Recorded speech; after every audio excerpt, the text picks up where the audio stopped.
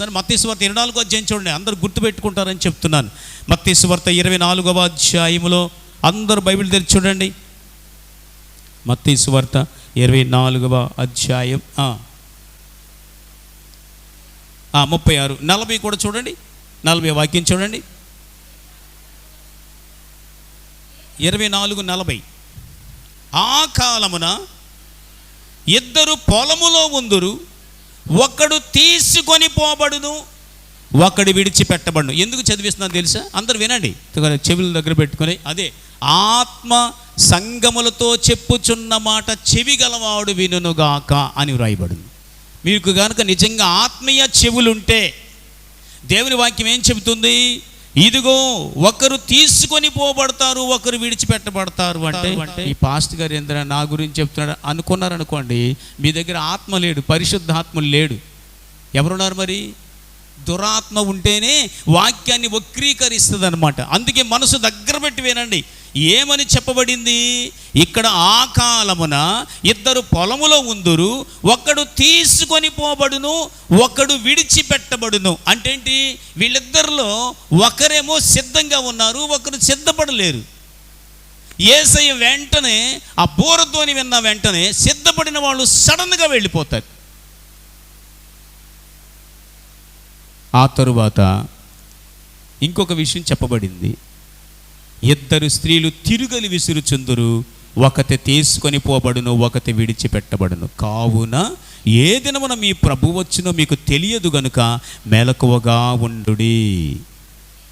చూడండి, ఏ జామున దొంగ వస్తాడో తెలియదు కదా. అంటే దొంగ అని ఎందుకు చెప్పబడంటే అతడు తెలియకుండా వస్తాడు కదా. అట్లాగే యేసయ్య కూడా వచ్చి ఈ కృపాకాలం ముగించవేస్తాడనమాట. అప్పుడు ఇద్దరు ఒకే మంచం మీద ఉంటారు. భార్య భర్తలు కావచ్చు, అన్నదమ్ములు కావచ్చు, అక్కచెల్లెలు కావచ్చు, తల్లిదండ్రులు కావచ్చు. అలా పడుకుంటారు కాసేపు హాయిగా. సడన్గా ప్రభు వారు రాక వస్తుంది. అప్పుడు ఎవరైతే సిద్ధపడి వాళ్ళు నిద్రపోతున్నా కానీ, పడకలో ఉన్నా కానీ అని, మరి దాని అర్థం ఏంటి? దేవుని వాక్యాన్ని పడుతూ మనసులో ప్రార్థన చేసుకుంటూ, ప్రభువా నీకు ఆయాసకరంగా ఏదైనా ఉంటే క్షమించండి, నేను పలానా సహోదరితో మాట్లాడలేకపోయినా, లేకపోతే నాకు కోపం పెట్టుకున్న అసూట్ నేను ఇలాగైపోయిందని క్షమించి వాళ్ళు ఎప్పుడు రెడీ చేసుకుంటారనమాట. ఎందుకు అలా రెడీ చేసుకుంటారో తెలుసా? వారు పరిశుద్ధాత్మను కలిగి ఉన్నారని అర్థం. పరిశుద్ధాత్మ ఉంటేనే అలాంటి మనసు వస్తుంది. లేదంటే నువ్వు కఠినమైన మనిషిగా మారిపోతావు, లేదంటే నువ్వు చాలా మూర్ఖమైన మనిషిగా మారిపోతావు. పరిశుద్ధాత్మ లేడు. అందుకని జాగ్రత్తగా వినండి. మీరు ఈ లోకంలో ఈ సాంప్రదాయాలు, కట్టుబాట్లు అనేవి వాటి దగ్గర కొంతమంది బిగుసుకుపోతుంటారనమాట. ఏం పర్లేదులే పాస్టర్ గారు, మీరేం మాకేం చెప్పవసరం లేదు పాస్టర్ గారు, మేము ఇప్పుడు దాకా ఇలాగ అలవాటు పడిపోయాం కదా, అలవాటు ఎట్లా మార్చుకోమంటారు అని చెప్పేసి వారు దేవుని సన్నిధిలోనే రివర్స్ అయిపోతుంటారనమాట. అప్పుడు దైవ సేవని గ్రహింపు వస్తుంది ఏంటంటే, వీళ్ళు ఇంకా దేవుని ఆత్మ లేకుండా దురాత్మ పనిచేస్తున్నాడు అని అనుకుంటా. అంటే నేను ఎందుకు చెప్తున్నానంటే, కనబడే మనుషుల వెనక కనబడని దుష్టలోకం ఉందన్నమాట. వాళ్ళు ఆ విధంగా ప్రేరేపిస్తూ ఉంటారు దురాత్మలు. అందుకని మనం పోరాడేది మనుషులతో కాదంటే. ఎవరు చెప్పండి? మీరు చూడండి, ఇప్పుడు ఎఫెసీయులకు రాసిన పత్రిక అందరూ చూడాలి. లోకము అంటే ఏం చెప్పాను? మనుషులే, కానీ వారి వెనుక ఉండే దురాత్మల లోకం అన్నమాట. చదవండి, వచ్చిన వాళ్ళు 12 వచ్చిన 6:12. ఏలయనగా పోరాడునది శరీరులతో కాదు కానీ అధికారులతోనూ ప్రస్తుత అంధకార సంబంధమైన లోకనాదులతోనూ ఆకాశ మండలమందలి దురాత్మల సమూహముతోనూ. ఒకసారి తలపైకెత్తండి, అందరూ వినండి, అందరూ వినండి. ఇప్పుడు మన ఎదుట మనుషులు కనబడుతుంటారు. మీరు కనుక వాళ్ళ దగ్గరికి వెళ్ళి ఏదైనా మాట్లాడాలనుకోండి, నోరు మూసిపో అంటారనుకోండి. ఆ మనిషి, ఒరే నేనేం మాట్లాడానురా, నేను మంచి మాట కదరా మాట్లాడింది అంటే, నువ్వు మాట్లాడింది మంచిదే, కానీ అవతల వ్యక్తి గట్టిగా మాట్లాడాడే, దాని వెనుక ఈ అంధకార సంబంధమైన దురాత్మలు పనిచేస్తున్నాయి అన్నమాట. అందుకే నువ్వు చాలా జాగ్రత్తగా నడుచుకోవాలి. ఎవరితో ఎలా మాట్లాడాలో అదే పోరాటం అంటే. చాలా జ్ఞానంతో నడుచుకోవాలి. ఇప్పుడు చెప్పండి, మనం పోరాడేది మనుషులతో కాదు, వారి వెనుక ఎవరున్నారు చెప్పండి? వాయుమండల సంబంధమైన ఏముంది చూడండి, ఆకాశ మండలమందున్న దురాత్మల సమూహముతో పోరాడుతున్నామంట మనం. ఒక ఇంట్లోకి ప్రార్థనకి వెళ్ళామనుకోండి, చక్కగా దేవుని పిల్లల వాళ్ళు అప్పుడు దాకా బాగానే ఉంటారు, ఉన్నట్టుండి రేజ్ అయిపోయారు అనుకోండి. మేము ఒక ఇంట్లో ప్రార్థనకి వెళ్ళి, నేను పాస్టర్ గారు, నేను ఒక వాక్యం చెప్పా. ఆ వాక్యం ఏంటంటే పాము ముంగీసు గురించి చెప్పా. వాక్యం చెప్పి ఎగ్జాంపుల్ ఇది చెప్పా. వాక్యం అంతా మర్చిపోయి పాము ముంగీసి పట్టుకున్నారు వాళ్ళిద్దరు. వాళ్ళ భార్య అంటది, పాస్టర్ గారు ఇంతకీ పామును నేనా, మా ఇద్దరిలో పాము ఎవరు, ముంగీసి ఎవరు పాస్టర్ గారు? పాము ఎవరు? అప్పుడు నాలో కూడా దురాత్మ పనిచేసి నువ్వు ముంగేసేమో పాము అన్నా అనుకోండి. చూడండి, అంటే వాళ్ళ వాక్యం మనసు లేదు. అది అప్పుడే మా ముందే ఆ కుర్చీ తీసుకుని కొట్టబోతున్నాడు. అంటే దేవుని కుటుంబమే కాదంటలేదు, కానీ ఇళ్లలో దురాత్మలు పనిచేస్తాయి అన్నమాట. అంటే నీవు దేవుని బిడ్డవైతే నీవు ఏ విధంగా నడుచుకోవాలో ఎవరికి వారే దేవునికి లోబడాలి. ఎవరికి వారే లోబడాలి. ప్రతి ఇంటిలో దురాత్మలు పనిచేస్తాయి. అవి అంధకార సంబంధమైనవి, దుష్టాత్మలు అన్నమాట. ఈ వాయుమండల సంబంధమైనవి, వాయు అంటే గాలి కదా, గాలి సంబంధమైనవి అవి ఖచ్చితంగా ప్రతి కుటుంబంలో పనిచేస్తాయి. అందుకే మీరు పోరాడవలసింది దురాత్మలు ఉన్నాయని తెలుసుకొని ప్రార్థనలో ఉండాలి. ప్రాముఖ్యంగా ఇద్దరు కలిసి ప్రార్థన చేయట్లేదు అనుకోండి, కుటుంబంలో ఆ తల్లిదండ్రులైనా, తల్లి కూతురులైనా, తల్లి కొడుకులైనా, ఎవరైనా సరే, కుటుంబంలో ఎంతమంది ఉంటే వాళ్ళందరూ కలిసి దేవుని బిడ్డలైన వారు ఒక ఇంట్లో 2-3 ఉన్నారనుకోండి, వాళ్ళు కలిసి ప్రార్థన చేయట్లేదు అంటే ఖచ్చితంగా దురాత్మ ఉన్నట్టు. అక్కడ వాళ్ళని ప్రార్థన చేయనివ్వడు. టైం అయిపోతుందని ఒకరు, లేదంటే ఎవరికి వాళ్ళ నిద్ర వచ్చేస్తుందని ఒకరు, బాగానే ఉంటారు, పైకేమో బాగానే ప్రేమగానే ఉంటారు, తెలియకుండానే దురాత్మలు పనిచేస్తున్నాయి అన్నమాట. క్రైస్తవులు చాలామంది ఇలాగ కుటుంబ ప్రార్థన చేసుకోలేకపోవడానికి కారణం ఏంటో తెలుసా? ఇలాంటి క్రియలు పనిచేస్తుంటాయి అన్నమాట. అందుకే మనం పోరాడుతున్నామనే సంగతి కొంతమంది తెలియదు. సైతాను అసలు దాన్ని తెలియనీయుడు కూడా. సాతాను ఏ మాత్రము తెలియకుండానే నీ కుటుంబంలో అలాంటి కలవరాలు పెంచేసి యేసయ్య రాకడొచ్చినప్పుడు నీకు వినపడదు బోర శబ్దం, నువ్వు బరువుగా కనపడతావు, చాలా కోపం పెట్టుకుని ఉంటావు, నువ్వు చాలా బరువుగా కనిపిస్తావు. ఇప్పుడు యేసయ్య వాక్యం చెప్తున్నప్పుడు యేసయ్య వచ్చాడు అనుకోండి, ఏం చేయాలి? ఇప్పుడు వాక్యం వింటున్నప్పుడే యేసయ్యని క్షమాపణ వేడుకోవాలండి. ప్రభువా, ఇలాగ నేనేమైనా పోరాటం లేకుండా, ఇలా నేనేం గ్రహించకుండా, అసలు యుద్ధ భూమిలో ఉన్న సంగతి తెలియపోతే, అసలే ముమ్మరంగా దురాత్మలు బాంబులు ఎన్ని పట్టుకుని ఉన్నాయి అనుకోండి, నువ్వు నీ చేతిలో ఏ ఆయుధం లేకుండా మధ్యలోకి వెళ్ళి నిలబడితే దెబ్బకి నరికి అవతల పడేస్తా. దురాత్మలు కూడా అంతే. అందుకనే దేవుడు అంటున్నాడు, మనకు ఆయుధాలు ఇచ్చాడంట, పైనుండి కింద వరకు. మీరు ఇంటి దగ్గర చదవండి, ఎఫెసీయులకు రాసిన పత్రిక 6:12 నుంచి కింద వరకు చదవండి. దేవుని పిల్లల కంటే పోరాటం చేయడానికి ఆయుధాలు ఇచ్చాడంట. జాగ్రత్త, మీరు నా పిల్లలు కదా, దురాత్మలతో పోరాడుతున్నారు, అందుకే మీకు ఆయుధాలు ఇచ్చానని చెప్తున్నాడు. మీరు ఇంటి దగ్గర ఈ వారం చదవండి, వచ్చే వారం దాన్ని ధ్యానించుకుందాం. ఆయుధాలు లేని క్రైస్తవులు చాలామంది ఉన్నారు. అప్పుడు వారు కుటుంబాల్లో నెమ్మది ఉండదు, ఎందుకంటే దురాత్మలు పోరాడుతుంటాయి.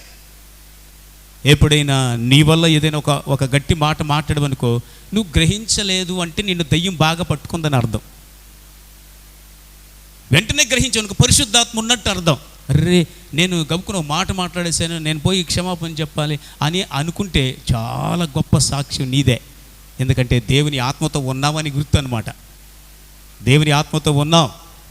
లేదు అంటే కనుక నీవు ఒక 10 రోజుల నుంచి అలాగే కోపంతో నడుచుకుంటున్నావు అనుకో, నీకు మామూలుగా అసలే సైతాను ఏజెంట్ని పెడతాడు. ఆ ఏజెంట్ కాకుండా డైరెక్ట్గా వచ్చి కూర్చుంటాడు నీలో.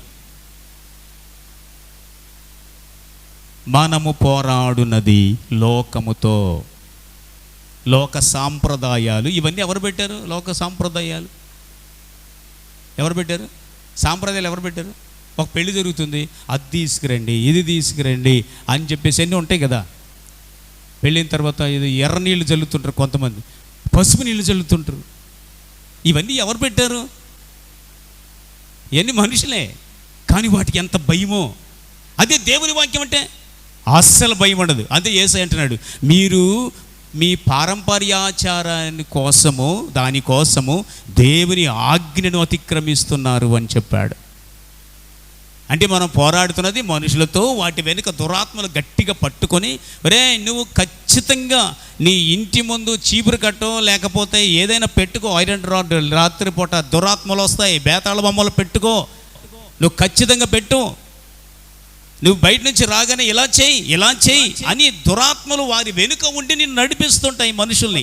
మీరు వాటికి లోబడిపోయి, వాటికి భయపడిపోయి దేవుని వాక్యాన్ని కూడా పక్కన పెట్టేసే మనుషులు అయిపోయారు. ఇప్పుడు సంఘము ఇవన్నీ వదిలించుకుంటేనే ఏం చెప్పాలి యేసయ్యలాగా, నేను ఈ లోక సంబంధిని కాను, నేను పైనుండి వాడను, ఇక్కడికి వచ్చి 33.5 సంవత్సరాలు ఉంటా అంతే, మరలా వెళ్ళిపోతాను, నాకు దీనిలోది నాకేదొద్దు, నాకు ఇందులోది నాకేం అవసరం లేదు, నేను ఇందులోది ఏది తీసుకుపోలేను, పూచిక పుల్ల కూడా తీసుకుపోలేను, నేను ఎలా వచ్చానో అలాగే వెళ్ళిపోవాలి. అయితే నేను ఉన్న ఈ లోకములో ఈ దినాల్లో యజ్ఞం చేయాలి, సిలువలో పాపి కోసం ప్రాణం పెట్టాలి, ఆ పని నేను చేసి వెళ్ళాలి అంతే.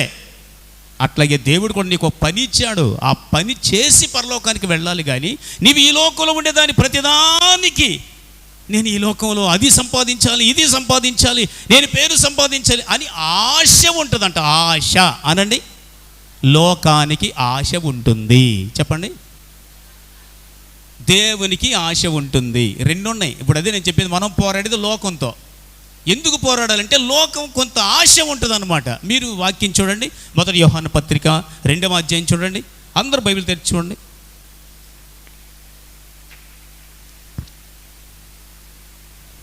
1 యోహాను పత్రిక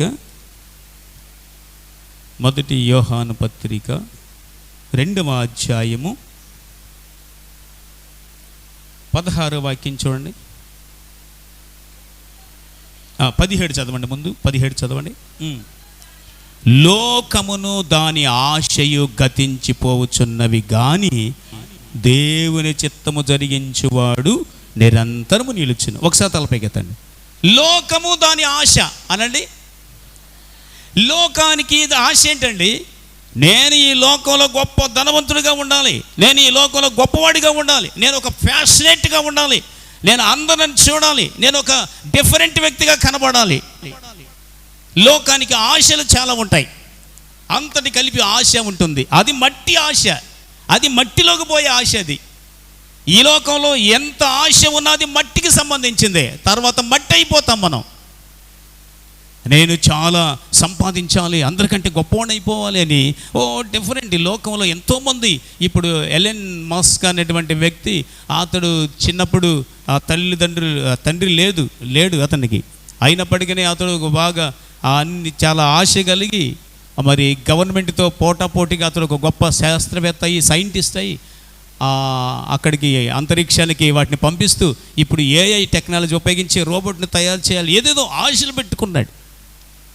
ఎంత ఆశతో అతనున్నా, అతడు గొప్ప ఆశ కలిగిన వాడుగా ఉన్నా, ఈ భూమి మీద దేవుని ఆశ ఏంటో తెలుసుకుని చచ్చిపోతేనే అప్పుడు ఆ వ్యక్తి పరలోకంలో ఉంటాడు. అదే ఉంది కదా, లోకము దాని ఆశ గతించిపోతుంది కానీ దేవుని చిత్తము అంటే ఏంటి? దేవుని ఆశ అనండి. నీ పట్ల దేవుని ఆశ ఏంటి? నీ పట్ల దేవుని ఆశ ఏంటి? నువ్వు రక్షణ పొందుకొని, ప్రభు దగ్గర క్షమాపణ పొందుకొని, బాప్తీసం తీసుకొని ప్రశాంతంగా నా దగ్గరకు వచ్చేయాలి అని దేవుడు కోరుకుంటున్నాడు. ఈ లోకం శాశ్వతం కాదు. చూడండి, దేవుని వాక్యం చెబుతుంది, నీకు ఆశ ఉందా? ఏ ఆశ ఉంది? అదే సమయంలో దేవుడి ఆశను తీర్చుకోవాలి అనుకుంటున్నాడు నీ పట్ల. ఏంటంటే ఈ బిడ్డకు దేవుని యొక్క ఆశ ఏంటో తెలుసా? నువ్వు రక్షణ పొందాలి, నరకానికి వెళ్ళకూడదు, నేను సిలువలో యజ్ఞం చేశాను, ఆ రక్తంలో కడుగబడి నిర్దోషివై పాప క్షమాపణ పొందుకొని నా దగ్గరికి పరలోకం వచ్చేయాలి. అదే దేవుని ఆశ. నీవేమో ఈ లోకాశల్లో పడిపోతున్నావు, ఈ లోకాశలో పడిపోయి దేవుని ఆశ మరిచిపోతున్నావు. ఇప్పుడు చూడు, అక్కడేమనుందంటే లోకము దాని ఆశ గతించిపోతుంది. అంటే అది ఏ ప్రయోజనం లేదండి. ఈ లోకంలో ఎంత పెద్ద శాస్త్రవేత్తని, ఎంత గొప్పవాడైనా మట్టిలోకి వెళ్ళిపోవాలి, అతని ఆత్మ నరకానికి వెళ్ళిపోతుంది. కానీ దేవుని చిత్తము జరిగించువాడు నిరంతరం నిలుచును, దేవుని ఆశ నెరవేర్చువాడు అని అర్థం. దేవుని ఆశ నీ పట్ల దేవుని అడిగావనుకో, తండ్రి నా పట్ల నీ ఉద్దేశం ఏంటయ్యా అంటే, నువ్వు రక్షణ పొందుకో, బాప్తిసం తీసుకో, నా సాక్షిగా ఉండు, నా దగ్గరకు వచ్చాయి, అక్కడ నీకు విలువైన జీవితం ఉంటుంది, అక్కడ నీకు అద్భుతమైన ప్రదేశం, అదే నీకు, ఇది శాశ్వతం కాదు అని దేవుడు చెబుతున్నాడు. గట్టిగా చెప్పేది అదే దేవుడు. నీ ఆశ దేవుని ఆశ, ఏది నెరవేర్చుకుంటావు నీవు ఈ లోకంలో?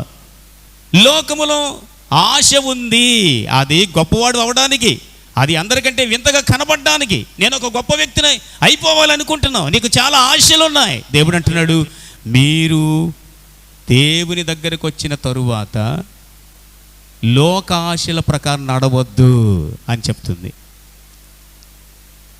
లోక ఆశల ప్రకారం నడుచుకోవద్దు. పోరాటం అంటే నీకు అన్నీ ఉంటాయి, నువ్వు దేవుని బిడ్డగా ఉంటావు, మళ్ళీ బ్యూటీ పార్లర్కి వెళ్ళి ఏదేదో చేయాలనుకుంటావు, ఏదేదో రకరకాలుగా కనబడాలనుకుంటావు, ఇది దేవుని దగ్గరికి రావాలి. కొంతమంది నేను చాలా విచిత్రంగా చూశాను, కొంతమంది దేవుని మందిరానికి ఏమో స్నానం చేయకుండా ఎట్లా పడతాడు, చింపురు గొడ్డలు వేసుకొని చింపురు ఆ జుట్టు దయ్యాలాగా వచ్చేస్తారు. అదే ఎక్కడికి వెళ్ళాలని ఎంత నీట్గా రెడీ అయిపోయి వెళ్ళిపోతుంటారు. అంటే వాళ్ళ ఉద్దేశం ఎప్పుడెప్పుడు మందిరం అయిపోద్దా, ఎప్పుడెప్పుడు వాక్యం అయిపోద్దా, మరలా వెళ్ళిపోతుంది. ఎన్ని రకరకాల ఆలోచనలు, ఎన్ని రకరకాల సాతాను తలంపులు ఉంటాయి చూడండి. దుష్ట ఆత్మలు, దురాత్మలు ఇవి నిన్ను ప్రేరేపిస్తూ ఉన్నందువలన నీవు దేవుని ఆశ ఏంటో తెలుసుకోలేకపోతున్నావు. నా పట్ల దేవుని ఆశ ఏంటి? నువ్వు రక్షణ పొందుకోవాలి, నా కుమారుడుగా ఉండాలి ఈ భూమి మీద. ఈ లోకంలో అంతా, ఈ లోకములోనిది దేన్ని నువ్వు ప్రేమించొద్దు అని చెప్పాడు. కాబట్టి నేను నా ఆశలన్నీ వదులుకొని దేవుని ఆశ నెరవేరిస్తే నిరంతరము జీవిస్తాను. దేవుని ఆశకై పోరాడాలన్నమాట మనం. చెప్పండి, దేనికి? దేవుని ఆశకై పోరాడాలి అని చెప్తుంది. అంటే నీ శరీరమేమో నీ ఆశలకు పోరాటం చేస్తుంది, దేవుడేమో తన వాక్యం ద్వారా నీ ఆశలు కాదు, దేవుని ఆశ నెరవేర్చాలి, దేవుని కొరకు జీవించాలి అని చెప్తున్నాడు. దేవుని ఆశ అని చెప్పండి. నువ్వేమో ఒకదాని మీద ఒకటి కొనుక్కోవాలనుకుంటున్నావు, దేవుడేమో నీకు సమయం ఉంటే ఇంకొకరికి నా గురించి చెప్పు అని చెప్తున్నాడు, ఆత్మలు నడిపించు అని చెప్తున్నాడు, దేవుని దగ్గరికి నా గురించి చెప్పు అని చెప్తున్నాడు. నీకు కొద్ది కాలమే సమయం ఇచ్చే నీ భూమి మీద నువ్వు నా గురించి చెప్పట్లేదు, నా పని చేయట్లేదు, నా ఆశ తీర్చట్లేదు, నీ ఆశ తీర్చుకుంటున్నావు. నా ఆశ ఏంటి? నీ కొరకు నేను సిలువలో ప్రాణం పెట్టాను. పౌలు అంటున్నాడు, పౌలు ఏమంటున్నాడు తెలుసా? నేను ఆ ప్రభు యొక్క సిలువ వ్యర్థం కాకూడదని నేను శక్తికి మించి ప్రయత్నం చేస్తున్నాను. యేసయ్య యొక్క సిలువ వార్తను ప్రకటించాలి నాకు ఆశగా ఉంది అంటున్నాడు. నేను అదే చేయాలనుకుంటున్నాను. కాబట్టి ఈ లోకంలో దేనికోసం పోరాటం? దేవుని ఆశ కోసం పోరాటం చేయాలి. చెప్పండి, దేని గురించి? దేవుని ఆశ గురించి పోరాడుతూ ఉండాలి. నువ్వు చూడు, చక్కగా ఇక్కడ ప్యాంట్లు ఇక్కడ సకానికి చింపేసుకొని, ఇక్కడికి పీసులు మళ్ళీ నీట్గా చింపుకోరు, పీసులు ఎలాడట్టుగా ఉంటాయి కదా, అవి చింపుకొని జుట్టు స్ట్రైక్లు బాగా పైకి లేపుకొని లేదా ఎంత పెంచుకొని వెళ్తూ ఉండాలని మనుషులకు ఆశ ఉంటుంది. దేవుడు అదంతా సైతాను వేషంరా, అట్లా వద్దు అని చెప్తున్నాడు. ఎవరు? దేవుడు. అంటే వీళ్ళకి ఆశలు ఎన్నో ఉంటాయి, ఒళ్ళంతా చింపుకోవాలంటుంది కొంతమందికి. అదేంటో మరి, అది ఆశ, సైతాన్ ఆశ. అది ఒళ్ళంతా చింపుకొని బట్టలు. నేను ఎక్కడికో వెళ్తుంటే ఒక్కరోడు కనిపించాడు, మొత్తం ఇక్కడ ప్యాంట్లు అంతా చిరిగిపోయింది, అసలు ఎంత సిగ్గు లేకుండా వెళ్తున్నాడు. అది సిగ్గులేని సైతాన్ని ఇచ్చింది. నాకు ఒక్కసారి కొంచెం అలా చిరిగితేనే నేను ప్యాంట్ వేసుకోలేదు. నేను ఆలోచిస్తూ ఉన్నా, ఎంత సైతాన్, ఎంత సిగ్గులేనోడుగా ఈ రోజులో తిరుగుతున్నాడు. సైతానికి సిగ్గుందా లేదా? చెప్పండి, సైతానికి సిగ్గుందా? సైతానికి సిగ్గు లేదు. అందుకని పొట్టి షర్ట్లు ఇక్కడ ఇలా కూర్చుంటే మొత్తం కనపడుతుంది, బట్ వాడికి సిగ్గు లేదు.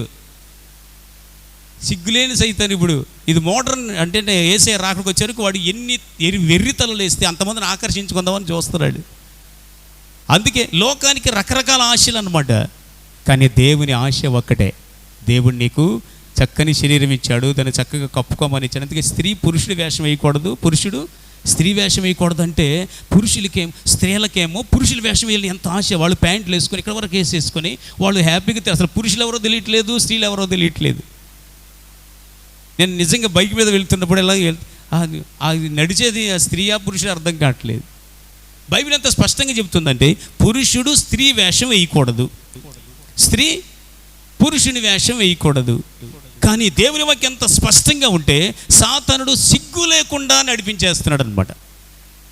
నేను నా దేవుని ఆశ నెరవేర్చాలి, నాకు లోకం యొక్క ఆశ కాదు, నా దేవుని ఆశ నా జీవితంలో నెరవేర్చబడాలి. అప్పుడు నేను నిరంతరం ఉంటా, లేదా నిరంతరం నరకంలో కాలిపోతా. సంఘకాలంలో చాలా జాగ్రత్తగా మనం అన్నీ మసులుకోవాలన్నమాట. ఏదో యేసయ్య మాటలు వింటున్నాం అంటే వింటున్నాం కాదు. నీ వస్త్రధారణ కానీ, నీ యొక్క జీవితంలో నీ way of style, talking style కానీ, లేకపోతే నువ్వు వాకింగ్ స్టైల్ కానీ ఏదైనా సరే నువ్వు, అందుకని బైబిల్లో ఒక మాట ఉంది, ఆమె కులుకుతూ నడుస్తుందంట. ఒక స్త్రీ, నువ్వు కులుకుతూ నడుస్తున్నావు అంటే డ్యాన్స్ చేసుకుంటున్నాడు. చూపించమంటారా? ఇప్పుడు వద్దులేండి. ఎందుకంటే సాతానుడు ఆ విధంగా డ్యాన్స్ చేసే సైతానుడు అయిపోయాడు ఇప్పుడు. అందుకని బైబిల్ చెబుతుంది, నీవు నీ ఆశలు అనుసరించి నడుచుకోవద్దు, పూర్వమందున్న ఆశలు అనుసరించి నడవద్దు అని పేతురు గ్రంథంలో స్పష్టంగా వ్రాయబడి ఉంది. నాకు ఏ ఆశ వద్దు, నా ప్రభు ఆశ కావాలి. అదేమంటే నేను రక్షణ పొందుకొని నేను అనేకులకు సాక్షిగా ఉండాలి. నా ప్రభు నన్ను కోరుకుంటున్నాడు, నేను ఆయన సాక్షిగా ఉండాలి. దేవునికి స్తోత్రాలు చేద్దాం. హల్లెలూయా.